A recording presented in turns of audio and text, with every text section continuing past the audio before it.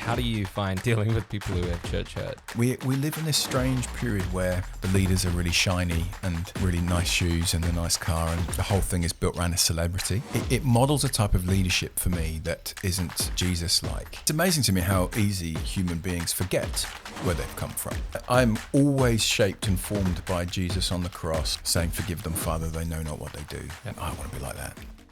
Today I am in the room with Mr. Carl Tinnion. We tried to do a podcast like 2 years ago, didn't we? We did. For what I think the Someone audio didn't push quality the button, was or- bad. No, that was totally my bad. So here we are. Yeah. This is, I guess, the first introduction to you. So Yeah. for our listeners. So Carl has been involved in YWAM for decades in the UK and across Europe. Yep. You were the leader of YWAM UK at one point. Yeah, I was Is that right? Or convener for YWAM Europe. I was the national leader for YWAM England, and then I was the convener for Western Europe, then the convener for the whole of Europe, yeah. But I was in YWAM for 30 years. 30 years. And started in Southeast Asia, around India and Southeast Asia, and then based myself out of Europe for most of that time, yeah. What in that 30 years was your biggest learning or takeaway? Oh, gosh. It's not a small question. No, it's not really. I fell into YWAM at the age of 19, like most young people do. I didn't want to go to university. My areas of passion were in the arts and theatre, but I knew if I went into either of those spaces, I'd probably lose my faith and become a drug addict or something. So I went and pursued what I felt was a calling of God on my life. I didn't really know what that would look like, and kind of got into YWAM and spent a good chunk of time early on in India working, helping to plant a church in a slum, and then spent time in China and Thailand. And I think YWAM just provided the right space for my type, my personality type, as an open thinker, as a divergent. It was a visionary organisation, and it allowed space for me to create, to pioneer, to think out of the box, to take risks. And God's made me that way. So I think YWAM was a happy space for me to be formed and to develop in my theology and my relationship with the Lord, and to flex then in what does Kingdom God look like? How do we start ministries?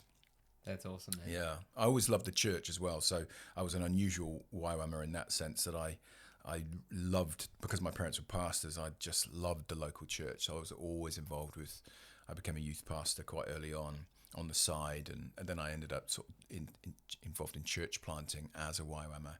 So yeah, my journey was a bit different. That's so important. I think sometimes we can swing different sides of the pendulum. Oh, we're the missions people, you're the church people. Yeah. And we're the church people, local church, and you're the missions people. Stay away from, like, as long as there's no crossover. But I think I love looking at you because you've got a foot in both camps in that world. And I mean, that's a similar journey to me, like youth pastoring in the local church before coming into YWAM. And I think it's so good to start to see more of that convergence of the two arms. It's like the missional arm and the local church. We need both together. We do. That's the body of Christ. And I guess, para church is a dirty word, but it just means alongside. And they're designed to be symbiotic and to support one another and to feed and inspire and shape each other. So yeah, we're supposed to do stuff together. What do you think creates that divide, and how do we heal it? I mean, I got a lot of pastors would be often quite rude to me when I was in YWAM. When's YWAM gonna cease? So that the church can get on with it. And I was like, oh God, that's such an either or way of thinking. And I don't think God's like that. There's plenty of room for different expressions, and YWAM can do things that the local church cannot do, particularly going into pioneering contexts and in a vanguard kind of way, kind of cutting a path into the jungle. But YWAM is not a local church, and it's not supposed to be. It's a discipleship space that equips young people for the kingdom. And in many ways, actually, probably if you look at the 6 million people that have done YWAM DTS, 95% of them have gone back into the local church and have got into leadership and ministry, started all kinds of things within the church. So, it works well. As long as we don't try to be each other. A local church can't be a global missions movement, and a global missions movement can't be a local church. And why would you want to be? So we should just drink more beer together. Oh no, sorry. We should be more. We should be mates. That's a very English comment. We should just be friends and talk more. Should have more coffee together. Yeah, that would be the Kiwi way. Yes. There you go. Yeah, no, that's good, man. I think it's recognizing the anointing, however you want to call it. Know your lane. Know your lane. Know your lane. Yeah, stick in it. Be happy with your lane. And run together. Mm-hmm. That's the key, hey? That's so good. So can you talk a little bit about your upbringing? So you say your parents were pastors. Yeah. They're part of a pretty edgy church. Yeah. Tell us about that. Yeah, my dad was a policeman. My mum was a midwife, nurse. And I think I'll give you the brief one. About the age of 7, I think there was a gang in my town of punks that became Christians miraculously, all at the same time, and started to try and fight a church. They came to our church one Sunday morning, and this is the 80s, so like blue hair, violent, really dangerous gang. And we're excited that they'd found Jesus. And my local church was very tidy, very neat, very English. Everyone was wearing suits and singing hymns with an organ, and the punks didn't fit, and were wild and all over the place. Think Sid Vicious and the Sex Pistols, and the church just really was happy they'd become saved, but wanted them to go and be Christians somewhere else. And my parents long story, but ended up there pastoring this church. They left the church and my parents went with them, and my parents formed this church with another couple, like a punk church. And we met in a garage, I think large garage, and it kind of grew from there. It grew very quickly. But I think I was about 7 or 8 years old. And so that became my normal, and it was crazy, chaotic, wild worship. It was the charismatic movement in the 80s as well. So it all converged at the same time.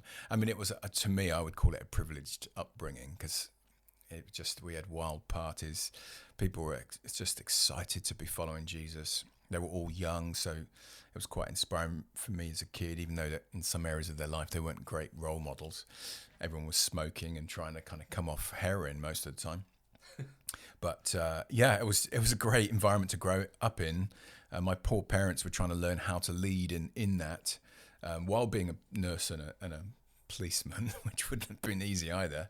But it radically affected my ecclesiology, my view of the church. And I grew up then in a pioneering context that was edgy, comfortable with risk, would think out of the box, because these punks didn't like our church model. They didn't like the music, they didn't like the prayer structure, they didn't really like anything. So I guess through experimentation, my parents needed to work out, well, okay, how do we contextualize the gospel to this demographic? And more people joined, homeless people, hippies, artists, all kinds of wonderful weirdos. And they needed to bend the structure of church so that it was suitable for them. And that left a massive mark on me as I entered adulthood. So what did that look like? What was the sort of structure like on a typical Sunday or whenever you'd meet? I think we met in lots of different places, schools and halls, and it was quite creative. The worship was a hybrid mix of folk, hippie, punk rock, but in the charismatic tradition. So it was spirit filled. There was an openness to the gifts of the Holy Spirit. I think my dad was a brilliant preacher and quite good biblical foundations. So there was really good teaching. I don't know. It was a wonderful mix of all the things that you would hope for in church. Highly community based, real whānau in its. We ate a lot together. It was creative. It was real. People were very honest about their shortcomings. People confessing sin quite regularly. And we were coping with a lot of teenage pregnancy and all kinds of things going on. But it was a community of grace. And every week, I think my parents were formed in that way. They had to just keep extending mercy, kindness, forgiveness, grace, and patience with people's and the slowness of people's journey. And I was formed in a community of grace, and therefore, when I joined YWAM, I found YWAM quite straight-laced, Wow. which is ironic. It's usually the way around, yeah. But also, nothing shocked me, and still nothing shocks me. I have patience for people's imperfection and my own, and I think that's one of the great marks of the Christian church, that we are a grace community, and there's belonging for people, even though they're a work in progress.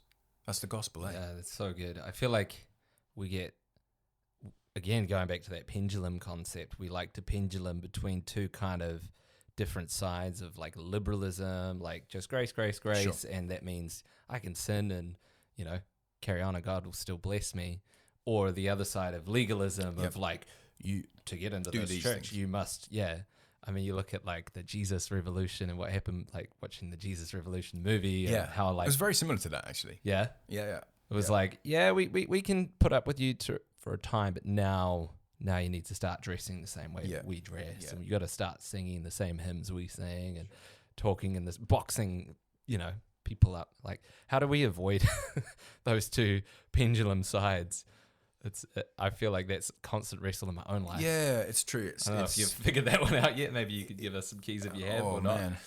It's your approach. It's the letter of the law versus the spirit of the law. And I think if we are truly honest with ourselves of our own brokenness and need for Jesus's redeeming power in our life, if you keep that at the forefront of your own mind and you're not trying to prove yourself or look better than you actually are, I think we can stay in that middle sweet spot. But I think we the second we are trying to impress people or performance based, then you're moving into that legalism space of thinking that God demands it. But when we are at peace with ourselves and we're at peace with what God thinks of us, then I think truly we can be salt and light in the world, and we can be grace to others, because it's the plank in your own eye thing, isn't it? You realize, well, I'm not going to judge you because I'm very aware of my own crap. So and I've learned to be kind to myself, and I'm going to be kind to you as well. But at the same time, we're not going to compromise the lordship of Christ. We're on a journey of learning to fear Him, and to recognize He is holy. So we're not going to keep sinning because we want to be more like Jesus. And so you do hold tensions. I think that's discipleship. You hold all those things together. But I remember that I walk with a limp. That's good. And it's always helpful for me. That's good. Sometimes think of that Paul when he's, writing some of his letters to the churches, like, man, like the Corinthian church. It's kind of like a bit of a slap, But at the same time, I can just see him being like, like I remember one time where I was at the skate park and I saw these kids dealing drugs to these like kids, like 12-year-olds, like these 20-year-old dudes came down, and I just wanted to go and punch them out, and I called the cops instead, and sort of, I'm quite thankful that I didn't follow my flesh. And then I was talking with a friend about it later, and he was like, yeah, just remember where you've come from, and sometimes it helps to just pause and stop and be like, that would be me if it wasn't for the grace of God. It's amazing to me how easy human beings forget where they've come from. 100%. And get kind of the ego takes over. I'm always shaped and formed by Jesus on the cross saying, forgive them, Father, they know not what they do. Yeah. I just think that there's real empathy and compassion in that moment of death and pain and agony. He still was like, they just don't know what they're doing, Lord. Forgive them, and I just think, I want to be like that. So good, man. Yeah. Love that. Bro, could you tell us a little bit about what you're up to now? So that was obviously you growing up, and what are you involved in at the minute? Yeah, so I had all kinds of wild adventures with YWAM. I think over those 30 years, mainly in Europe. I got married to a beautiful Kiwi lady called Melanie. We met in China, or fell in love with China. We have 3 children, and I guess that whole journey was amazing in terms of the formation. I got to a stage midlife where my wife and I were just kind of stopping, pausing. I was at the very height of the leadership ladder, if you like. We stopped and we're like, Lord, who are we? Where are we going? What's important? What should the next season of life look like? and we just felt like we were supposed to step out of everything, and we just felt God opening the doors to be in New Zealand, and so it was a radical step because I stepped out of all of my leadership roles, much to people's shock, and we sold a lot of our belongings and got a visa and a flight to New Zealand, but we didn't really know why we were coming here. It was a real step of faith. We had no money, and then COVID broke, so we got our flights to New Zealand. Yeah, flights to New Zealand and the visa, and then literally 2 weeks later, COVID broke. So the timing of it was fascinating. Wow. And then England was extreme lockdown, but then it opened up, and it opened up at the point when our flight left. So we landed here and didn't really know why we were here. And I had this sense that it wasn't going to be in YWAM. It was a weird feeling after 30 years because these are my people. This is my DNA, if you like. But I knew God was opening up new vistas for me, and that I'd still be connected to YWAM, but he had new stuff for me. And that was a very weird, quite vulnerable feeling. But I just knew it was God. So we stepped into New Zealand, and then we're like, why are we here? So I was pushing lots of doors. I started an arts business, and I've worked as a chef many times over years. So I started chefing for a Māori trust, and people in temporary housing. But nothing was really taking. And then I landed in the Anglican church, and I didn't see that coming. I'd worked with Anglican church planting in the UK called Fresh Expressions, and I'd been involved with church planting in pubs and nightclubs and all kinds of stuff. And so the Anglican thing was very attractive to me. And I got offered a job to help local churches in the diocese area to kind of think out of the box, to renew, to reimagine what church might look like. So I did that for 3 years, and in that process got ordained as an Anglican priest. How weird. Oh, it's very weird. I didn't. It's just hilarious, really. And I'm I don't fit that box very well, unfortunately. Do you rep the white collar? Not really. I wear it when I need to. I mean, there are some kind of official things that happen. They'd love me to just live in it, but even in YWAM, I was always edge in YWAM. So even in the YWAM culture, people were like, "Oh, Carl, he just doesn't fit." When you do wear it, do you get a strange stare from people? No, not really. I mean, yeah, because differently? my face. I mean, I guess we're on video. I if you look at me at a certain angle, I could be a convict. No one sits next to me in church. There's always an empty seat next to me, and so I don't look like a vicar or no, not in any way. But I kind of still make it look quite good, I think. But I don't feel comfortable wearing it. So you've now planted a new church recently? Yeah. St. John's the Baptist, is yeah, that right? St. John the Baptist Anglican Church in Te Puke. But I've cut that because I think that's really confusing. It's like two denominations, so I just call it St. John's Anglican Church. But yeah, that's a long story, but I got connected with a really cool guy from Tauranga that was starting a recovery ministry in Te Puke. And we became friends, and I kind of joined with what he was doing, supporting him. And he runs a 12-step program and launched that in Te Puke. And Like AA, yeah, Anonymous, but, sort of. kind of, but it's quite discipleship orientated. It looks like a church, and there's a whole community of people that are walking together, trying to get out of addiction. Is that similar to what are their names? The Salvation Army,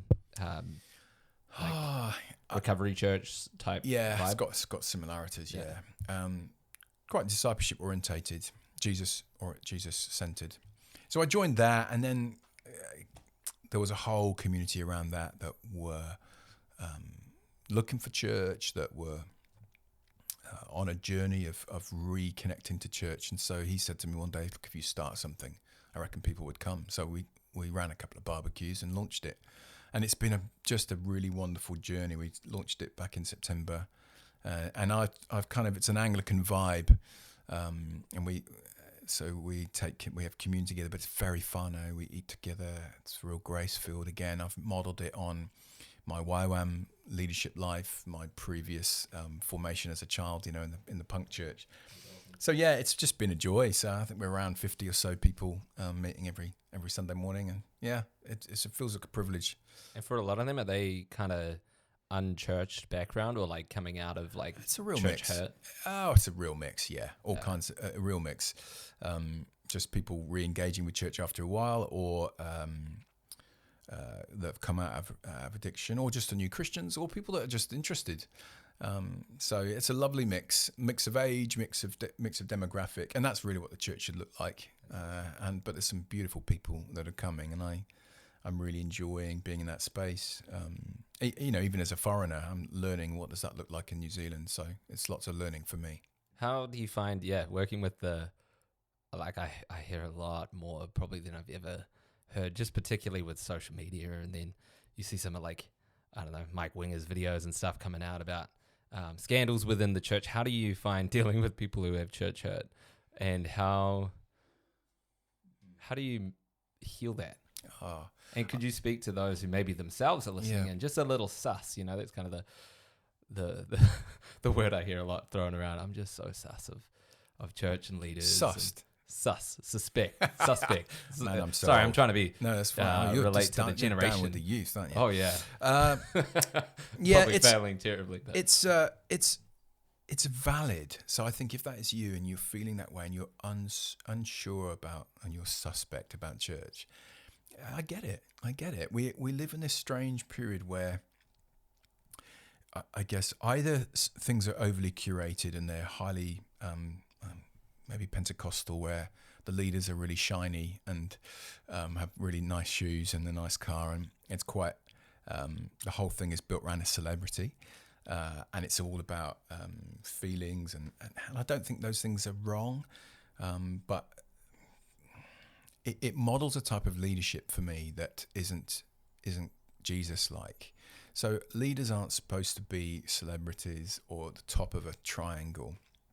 They're not supposed to be wielding power or controlling people or manipulating people. Leadership is servanthood. And I just think in this last period of time, and I'm not going to aim it at any denomination, the church has forgotten that. It either becomes too institutionalized and a bit just dry, or just a bit too celebrity and abusive in terms of control and power. And it grieves me that that's happened, and I don't know the right answer for healing, and I don't think I'm a perfect leader. But I feel like it's more so now than it has been in other periods of history, or is it just more obvious? There's always patterns of this. I just think the bubble's popped in recent years, and we're seeing it in politics as well. Leadership is changing, and the postmodern climate is hungering for a different type of leadership, and I think it's a good opportunity for the church. It's a wake-up call. We have seen a number of denominations fall from grace in the last few years, usually abuse of power and control. And so it's understandable that so many people are wary of it. And in the post-COVID world, people are just not sure. They think it's just you don't want to go to church because it's the right thing you do on a Sunday. And my view is we must be in community. You cannot give up on church. It's Jesus's body and his bride, and God has formed it as a means by which we do life together, and we sharpen one another, and we worship together. We're not meant to be alone. So church is super important, but the leadership of that needs to be right. And I think leadership is from below, and it's servanthood. We look at Christ the suffering servant in Isaiah. That's our leadership model, unto death. And so leadership needs to be radically overhauled in this period that we're in, where my role as a leader is to create the right culture and to open the door for people to meet Jesus and to empower people into ministry. So it's not about me being the leader either. It's actually making space for other people to flourish. And I think that's a real joy, but it's a different type of leadership. So the healing journey takes a long time. If you feel like your trust has been broken because of church leadership or whatever your experience has been, we want to be in church, but just a lot of people are really wary of it, and they need good experiences where it's safe and not controlling and led from below. So I hope that in this period, church leadership does go through a reform. It needs to. Yeah. And that's what I'm trying to do. Yeah, what does that look like for you guys in your community and just in your space that you're involved in? Yeah, Influence I think I genuinely don't have a high view of myself as a leader, and I don't say that even to try to look good. I don't. I've come to the very top of the leadership ladder, and I was disillusioned by it, and it didn't feed my sense of identity. In fact, it was quite hard work and quite painful, and so I climbed off the ladder and climbed back down again, and thought, no, I don't want to be in leadership anymore. I got hurt, and so turned my back on all that, and then God went, yeah, nah, basically. That's nice that you feel that way, Carl, but I want you to lead. I've made you to do this, but I want you to do it in my way. So re-enter the leadership space, but do it in the way that you've been formed. I've been walking with you in terms of your leadership formation for many years. Be you. So I've kind of come back into that leadership space again, with a different ethos of leadership, a different theology. And my hope is that models something for people, that they feel it's safe, and that we can train up future leaders in the same way. My long-term calling is to train leaders. When I was in YWAM, my real focus was creating communities where leaders could be formed and discipled in safe ways and holistic ways. So I kind of want to do more of that. That would be what my next phase of life will look like. I was just talking with my pastor yesterday about that. Like, are you seeing many people of my age and generation? Because we were talking with another friend who's also a pastor a couple of weeks ago, and she said, yeah, like back in our day, like in the 90s, it was such a privilege and like an honor to be a pastor. It was something that was like highly sought after and championed. But now it feels like for like she's saying, for your generation and generations below, like Gen Z, millennials, etc., it's not as common to hear young people go, yeah, I want to be a pastor. Yeah, sure. And I mean, I'm not seeing a lot of that around me. And I feel like a lot of it is just, like you're saying, kind of that disillusionment, a lot of exposure. A lot of people don't want to put themselves in that position of pain. And I mean, I love your journey because you weren't looking for it. In fact, you were trying to kind of almost do a Jonah and run the other way. And God's like, that's the heart I'm after. Yeah, I think so. And I've had to go through a bit of the wilderness and a bit of the fire to get to that. Biblically, look at most of the great leaders in the Bible. All of them went through a desert wilderness experience to become the kind of leader that God wanted them to be. And unfortunately, you can't bypass that or shorten that process. Yeah. It is for me, it's probably been the last 8 to 10 years of hardship, if you like, and difficulty and feeling disillusioned. Yeah. And here's the deal too: leadership is not a one-man thing. It's not, and neither is it gender orientated. Yeah. So it's team. And so for me, leadership, and that was the good thing about YWAM, particularly in Europe. I can't speak for other areas, but leadership in Europe for YWAM was team orientated. It was always team. And the lovely thing about a leadership team is that you lean into other people's strengths. So I don't need to be all things. The second I think I've got to be gifted at everything, I'm in trouble. But I would celebrate someone else's strengths. You're really good at that. You do that. I'm really good at me doing this. And that's a much easier model to sustain, because then I can just flow in my strengths and celebrate your strengths, and together we can be kingdom orientated. So the future will be more team leadership. It has to be, again, I think that's a biblical paradigm. I think there is a trend at the moment that young people are not stepping into that. The pipeline for leadership is very weak. We've got to do something about it, but it's about these kind of conversations. It's reframing leadership and going, no, you're not stepping into it because you're afraid of it and you think, oh, that's a horrible, why would I aspire to that? That's power, control, it's abuse. And yeah, that's what it's looked like in the past. We've got to reframe it. And that's why we need you to speaking to the next generation. That's exactly maybe why you should be stepping into it. To be the change, the thing you want to see. That's my hope, because I'm nearly past it age-wise. So, we have to create these spaces for young people to learn how to lead in a good way, and to know what they're called to, and to be empowered into a future that involves pioneering and risk and team So what would you say to that younger person or that person, whoever they are, whatever age or stage, listening and going, I really feel a call of God for leadership. I don't know where to start. What do I do? Whether that's within a YWAM context, in the church, in the body of Christ, or even in like, I don't know, the business sphere or whatever sphere of society. Yeah. Because I mean, I love that. Like that was Lauren's original vision for YWAM, was to influence the spheres of society. Yeah. The arts and entertainment, the political sphere, and all the different places where God has called us out into the world to be vessels of His kingdom. So yeah, sorry, my original question: what would you say to the young person? Go, man, I really feel a stirring in my heart to leadership. I'm scared of it. Yeah, I kind of want to do a Jonah and run the other way. Yeah. Where can they go? I think it's a tough one. Find a church. Yeah. Find a church that works for you, and ask the question. There's no perfect church, so it's finding a community where the leadership is going to inspire you, where it's not celebrity orientated, and you can sense that there is empowerment. You see young people stepping into opportunity and responsibility. Usually you can go into church and see, look, there's lots of people involved at lots of levels, and that's a first stage. Find something, muck in, serve, start learning what you're good at.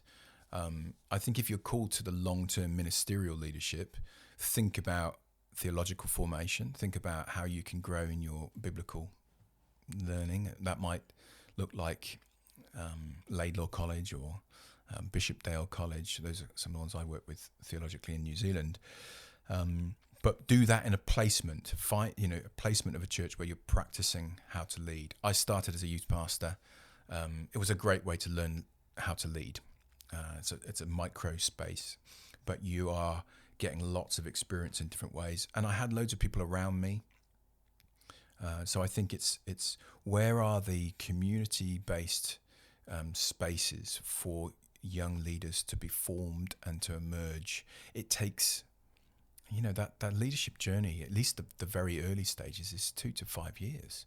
So you can't speed it up. So find the right kind of community where you're going to slowly emerge and get some good foundations in place and some experience, how to preach, how to teach, how to lead a small group, how to start a ministry in your community, and learn your craft. That's good. Yeah, it takes a while. It's like any craft. It's artistry, and it doesn't come quickly, but you need to be in a safe space with lots of encouragement and permission to fail, and the permission to ask really difficult questions. That's kind of helpful too. That 100%. I think I love what you just said, that you need permission to fail. That's often what it is for people. They're so afraid to just start something because, what if I get it wrong? Good. Yeah. Like fail more. Yeah, failing is learning. Somewhere in there, you're going to get a success every now and then. And I feel like the cliche podcast, inspirational, speaker right now, but it's so true. You have to be given permission to give it a crack. Yeah. And as we say in New Zealand, give it a go. Absolutely. That's a New Zealand strength. Oh, man. And I'd like to see that re-emerge, have a go, give it a go. How hard can it be? And then you realise, it's probably quite hard. But as long as you've got people around you that are kind of, just cheering you on, and that's how you learn. 100%. And that's good. So good. With the last little bit of time that we have, I'd love to just pick your brain a little bit around something that I know is a message on your life that you've done a lot of study into, as well as this concept of spiritual formation. Now, for those outside of maybe the Anglican world or the contemplative sphere, what is spiritual formation? And in layman's terms, or in just basic terms, could you break it down? How do we start to apply that in our lives and build a framework? I guess you could use the word discipleship too. If you think about Jesus inviting the disciples to follow him and to emulate his life, to be discipled is to become more like Jesus. And that might look, that kind of language often sounds like behavior based. So copy Jesus, do this, do that. But formation probably takes it in a deeper way, that it's inside, it's our internal life, it's our character, it's our biblical foundations, and it comes out of the contemplative tradition, but we would recognize that the language, that it's spending time with Jesus, and it's allowing him to speak deeply to those parts of our life that need to become aligned to him and his ways. So we're talking about more practices, like Yeah. contemplative, meaning like around the place of prayer particularly, or is that like It's all encompassing? It's all kinds of stuff. I mean, it includes the discipline. So it's regular prayer and meditation on scripture and the practice of worship, fasting, contemplation. So spending time in silence and solitude. A lot of the monastic things that are kind of resurfacing at the moment, but they all are in the same space of becoming more like Jesus. And so we are designed to be the image of God. We are image bearers. We are supposed to be in his likeness, and we've fallen short of that.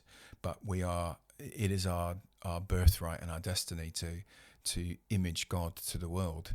And so when you start leaning in that direction of making right choices on a daily basis, and often no one's perfect, so some days you make poor choices, but it's totally. That daily kind of, my heart is straight. I really want to be more like you, Lord, and I want my heart to be pure, my heart to be straight for you.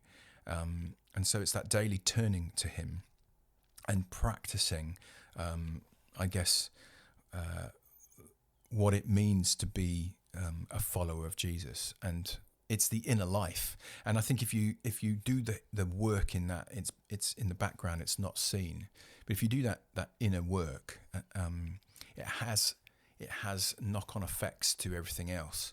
So if your inner life is being formed and becoming more like Jesus, then your daily reactions, your choices, where you put your energy, what you deem to be important, they're going to be a kind of a knock-on effect from an inner life that's nurtured with Jesus. So for an example, self-control. So some people say, well, I've got an anger problem, it's just the way I've always been. No, that's not what the Bible says. And the more you're spending time with Jesus, the more your inner reactions will begin to be aligned to his. So self-control in terms of someone shouts at you or attacks you, we're in a process of becoming more like Christ, that we would respond in a godly way. And the church is supposed to be that. We're supposed to be a community of kindness, grace, mercy, patience, compassion, empathy. And those things don't happen overnight. And quite often they happen supernaturally because of the deep work that we've been trying to, establishing with Jesus. But that's our calling. So we're all called to be like that. So we're really talking about getting a vision for your life and then forming habits. Yep. You could call them whatever you want. Habits is a good word. Spiritual formations. I mean, habits is probably more the common way of thinking. Like brushing your teeth every morning. Yeah, flossing your teeth at night. You trained yourself to do that. Going to the gym and those sort of things. So it's really getting a vision that then drives those habits into like you say, into order, to where prayer becomes a regular part of daily life. So could you talk to, particularly around the area of prayer and like practices around prayer, could you talk to the ADHD kind of type A personality on the other side of the screen? Or one's like, I mean, you can just talk to me because I'm kind of that. When like people were like, you need to pray, like I'm like, but I can't even sit still for 2 minutes, let alone, focus my brain enough to, and especially now with these things, with technology, phones, and like the dopamine depleted generation that's coming up who are just so addicted to it. How do we break those cycles, and how do we get into that? Like what's helped you form those practices in your life? So the goal is just to spend time with Jesus. So that's what we're aiming towards, and not just to spend time with him, but to allow his life to become our life, so that we become light and salt in the world. It's always connected to mission. So I think it's about developing some daily habits early in the morning. I think when you first get up, I think if you don't set the tone in the beginning of the day, it's hard to catch up. Don't turn your phone on. I think a really helpful bit of advice is God before phone. Yep. Just don't turn it on. Don't, or if it's on already, don't pick it up. As soon as you pick it up, that whole dopamine hit addictive thing is clicks in, and it's hard to recover from it. So just put it in a basket at night and don't come back to it until you've had a bit of time with the Lord in the morning. For me, it's some little habits that I enjoy. So I'm probably a bit like you. So I have some rhythms in the morning that I've developed. I have a little tea ritual with loose tea and a special little teapot, and there's an aesthetic to that, and it's tactile, it's kinesthetic. I have some art. Sometimes I look at art. Sometimes I've just got little practice. Sometimes I like to light a candle, and so they're silly little things. But I play Bach, so I have a play mix of Johann Sebastian Bach that I call Bach Worship. But his music's really beautiful, and I listen to the same music every morning. So as soon as I put that music on, my whole brain kind of wires itself to time with the Lord. And by listening to the same mix over and over and over, I'm training my whole posture to, so the lighting of the candle, the tea, they all get me ready. And I practice lots of different things. I won't bore you. Basically hacked your brain into making it enjoyable. I guess it's creating habits, a holy habit. Yeah. Hacked, I mean, like you've rewired, retrained, so that each of those things, the association that you have with the cup of tea is with prayer. Yes. The association you have with the triggers, the music. Yeah, it's like triggering something in you. So it's like you're setting your brain into that place. How long did that take you over time? Like, did you kind of quickly get into that, or was that? You'd be surprised. It can be quite quick. I mean, I've been practicing similar things for years anyway, and some days you don't feel like it, and you have to kind of like do it anyway. I think if you did that for a few months, you'd be surprised how quickly a habit would form. That's awesome. And there's freedom for you to create a habit that works for you. So there's no set rule for that. I've set it around the things that I quite like. Sometimes I don't feel like that, so I go for a walk. So I love walking out. I put some Bach in my ears, and then I walk out by the sea, and I can walk and talk and be quite physical. I do that quite a lot, actually, even every other morning. And I really, really love that, being in nature, being in creation. All of these things are... You don't need to necessarily go and lock yourself No, away. you don't. Like no. Jesus said, go to a room. Like that. No, I think that's room language driven. can just be go somewhere that's quiet. Get on your own. Yeah. I mean, Jesus did that, didn't he? He went off to a desolate place. Yeah, usually up a mountain or probably in a, I think there's total freedom for you to develop your own habits as long as you maintain the goal. It's just being with Jesus. That's good. And sometimes it's intercession where you've kind of got some things you want to pray for. Sometimes it's actually really good to not have anything, just to practice silence, to listen, and at the end of a quiet time to go, I don't know if anything measurable came from that. I don't think there was anything productive, and that's okay as well. I think that's a contemplative life. It's like, it doesn't have to have an outcome. You're spending time with someone. You're practicing just being in God's presence and allowing him to just gently be with you and to whisper his love to you. That's absolutely enough. So I guess we just need to chill the heck out and just make it normal and it's okay. Don't be so task orientated in why you pray or how you pray. And I've got an art studio. Sometimes I'm in my art studio praying, and I'll be listening to Radiohead, and I'm still in that quiet time space of putting Jesus first. So hey, there's no rules. That's awesome. I remember hearing Pete Greig talk about a story where he hiked up a mountain one day, and he got to the top, and he thought he was going to go away and spend this great day with Jesus and pray and have a whole great time of intercession. He gets to the top of the mountain and he has nothing to say. And he's just in awe of nature around him, and gets to the bottom of the mountain and he's like, oh man, that was a waste of time. 2-3 hours, whatever he spent. And he just felt the gentle whisper of the Spirit be like, that was quite nice actually. Or just, British way. I'm not going to attempt it because I'll make an embarrassment of myself in front of you. But just that gentle, the joy of the Lord, just be like, just being with you is enough. Yeah, it is enough. As my son, as my child. And I think sometimes we need to be reminded of that. So, Bro, so good, man, having you just come and share your heart. I'm sorry that we didn't have more time to unpack all of that. Maybe we'll have to get you back on. And Thanks for I having know me. there's so many other stories I'd love to draw out of you. I love to just hear in time to come as well some updates of what you're seeing in your new church plant and just how you're seeing God move. But thank you so much for coming on and just for who you are, man, and just the legacy that you've left for my generation and sowing into my nation here in New Zealand and to this community. It's such a privilege just to know that you're up the road. So we'll do it again, man. Thanks, man. Thanks for having me. Any last words you want to say? Any last encouragements? I guess the other thing of time with the Lord, fall in love with the Bible again. Yeah. I think so much of formation is just enter the Bible, not because you have to or because it's what God requires, but because it's a beautiful narrative of God's engagement with the world. So go back to your Bible, but read it as a story. Don't read it as an English literary text. We must recover biblical literacy. And that might be another conversation. And again, if you're not sure where to start with Jesus stories, embed yourself in Jesus stories and allow them to kind of form you and form your practice. But I feel very strongly that in this day and age, we need to re-engage with the Bible, but in a kind of a chilled out narrative way. It's a story and it engages our imagination. That's good. Awesome, man. Cool. Well, thank you so much, bro. Anything that those listening can be praying for you, for your family, for your community?